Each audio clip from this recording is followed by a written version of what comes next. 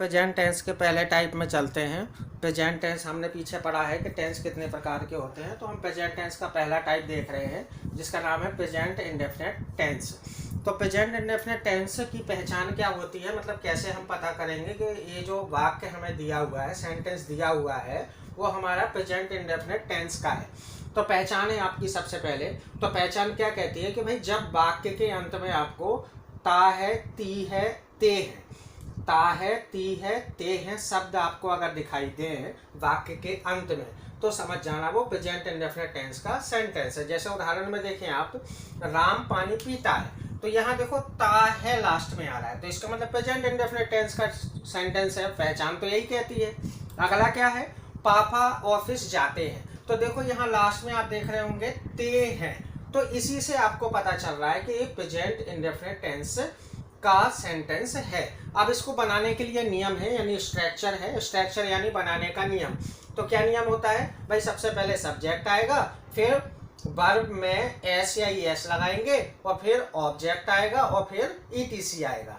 अब V4 मतलब verb. अब देखो एस या एस कहाँ लगाते हैं, तो एस या एस जब सब्जेक्ट आपका सिंगुलर नंबर हो तो एस या एस लगा देते हैं। तो जब सब्जेक्ट सिंगुलर नंबर का मतलब क्या है, ही, सी, इट, या किसी एक व्यक्ति, वस्तु या स्थान का नाम हो, किसी एक का, एक वस्तु, एक स्थान, एक व्यक्ति का नाम हो, तो वो सिंगुलर नंबर कहलाता है। तो जब इससे ज्यादा की बात हो, यानी प्लूरल नंबर पे आए, तो प्लूरल नंबर पे आपको सब्जेक्ट के साथ एस या एस नहीं लगाना है। तो प्लूरल नंबर तो आप जानते हैं ना, प्लूरल नंबर आपका यू होता है, बी होता है, दे होता है, आई भी इसमें काउंट करते हैं, या बहुतों के नाम, बहुत सारे का नाम हो तो ये प्लूरल नंबर होता है। तो इसमें वर्ब में एस या एस नहीं लगाते हैं। नेक्स्ट देखते हैं, हम इसके सेंटेंस देखते हैं। अगर हम इसके सेंटेंसों की बात करें, तो जैसे सेंटेंस है आपका, राम खाना खाता है, राम खाना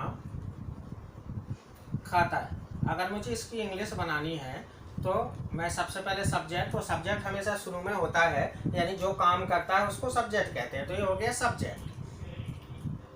अब सब्जेक्ट से पूछो वो क्या काम कर रहा है, तो जो सब्जेक्ट काम करता है वही वर्ब होती है। तो सब्जेक्ट राम क्या कर रहा है, खाता है भाई, तो ये वर्ब हो गया। अब वर्ब से पूछा करो कि क्या खाता है, कैसे, कहाँ, ये तीन सेंटेंस आपको, तीन वर्ड पूछना है। वर्ब से क्या, कैसे और कहाँ, जो आपको उत्तर मिलता है वो आपका ऑब्जेक्ट होता है।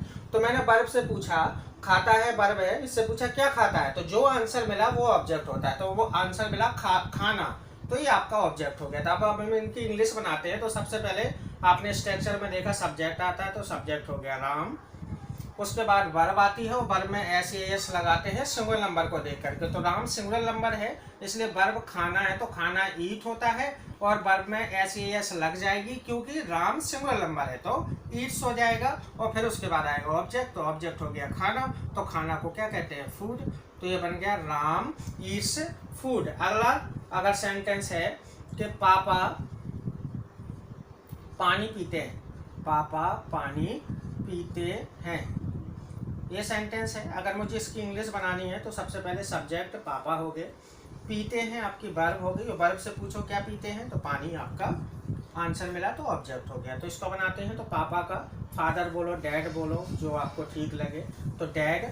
उसके बाद सिंगुलर नंबर है डैडी आपका, तो सिंगुलर में एस या एस लगता है, तो पीना होता है ड्रिंक, तो ड्रिंक हो गया, और ड्रिंक में एस लगा देंगे तो ड्रिंक्स, और फिर पानी को बोलते हैं वाटर, तो ड्रिंक्स वाटर। एक और सेंटेंस देखें, जैसे सेंटेंस है लड़के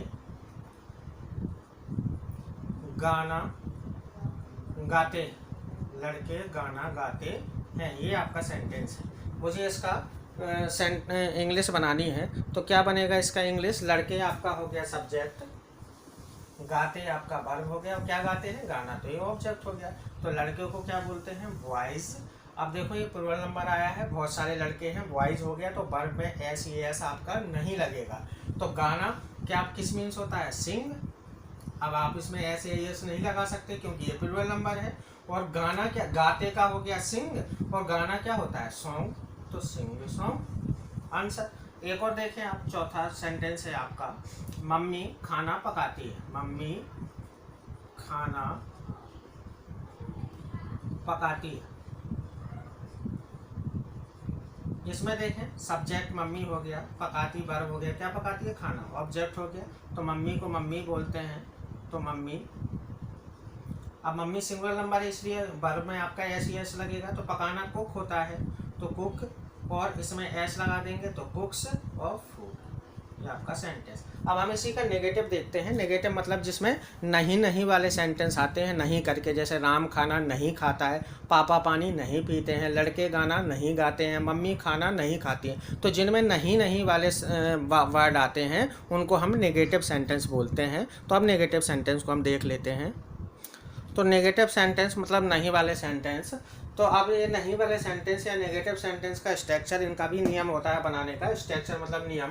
तो इसमें सबसे पहले सब्जेक्ट आता है, फिर डू या डज आता है, फिर उसके बाद नॉट आता है, फिर उसके बाद वर्ब की फर्स्ट फॉर्म, ये वी आई फर्स्ट लिखा है ना, तो इसका मतलब है वर्ब की फर्स्ट फॉर्म, फिर ऑब्जेक्ट आएगा, फिर ईटीसी यानी subject do does not, verb की फर्स्ट फॉर्म, ऑब्जेक्ट और ईटीसी। अब यहाँ पर नए वर्ड जो दो आए हैं, वो एक आया है डू और एक आया है डज। तो भाई डू और डज को समझ लेते हैं। तो डू क्या होता है, जब आपका सब्जेक्ट प्लूरल नंबर हो, प्लूरल नंबर का सब्जेक्ट आए तो डू लगा देना है, और जब सब्जेक्ट आपका सिंगुलर नंबर का है तो आपको डज लगा देना है। जैसे एक सेंटेंस आपको दिया हुआ है, सेंटेंस है मैं स्कूल नहीं जाता हूँ, तो मैं स्कूल नहीं जाता हूँ, मैं हो गया आपका सब्जेक्ट, जाता हूँ हो गया वर्ब, स्कूल हो गया ऑब्जेक्ट, और नहीं आया आपका नॉट के लिए। अब इसकी इंग्लिश बनाऊंगा तो सबसे पहले सब्जेक्ट आना चाहिए, तो आई आ गया आपका। अब आई क्या होता है, प्लूरल नंबर होता है, तो आई डू, उसके बाद नॉट आना चाहिए, नॉट, फिर उसके बाद वर्ब, तो जाना गो, तो गो के साथ टू लगता है, गो टू, फिर उसके बाद ऑब्जेक्ट, तो ऑब्जेक्ट है स्कूल, तो गो टू स्कूल, ये आपका सेंटेंस बन गया। अगला, राजू मोटरसाइकिल नहीं चलाता है, तो राजू मोटरसाइकिल नहीं, तो राजू हो गया आपका सब्जेक्ट, चलाता है वर्ब, और क्या चलाता है, मोटरसाइकिल, तो ये ऑब्जेक्ट, और नहीं आया नॉट के लिए। तो अगर मैं इसकी इंग्लिश बनाऊं तो क्या बनेगा, राजू। अब राजू सिंगुलर नंबर है तो आपका डज लगेगा, क्योंकि आपने पढ़ा है जब सब्जेक्ट सिंगुलर नंबर हो तो डज लगा देना है, तो आपको क्या लगाना, राजू डज। अब डू डज में से एक आ गया, अब क्या आना चाहिए, नॉट, तो नॉट, उसके बाद वर्ब की फर्स्ट फॉर्म, तो वर्ब क्या है, चलाना, तो बाइक को चलाना क्या होता है, राइड, तो राइड हो गया आपका, राइड। अब उसके बाद ऑब्जेक्ट, तो ऑब्जेक्ट है मोटरसाइकिल, तो Raju does not ride on, क्या, आप मोटरसाइकिल को क्या बोलते हैं, बाइक, तो ऑन बाइक। तो ये आपका नेगेटिव सेंटेंस हो गया। अब आगे चलते हैं हम इंटरोगेटिव सेंटेंस में।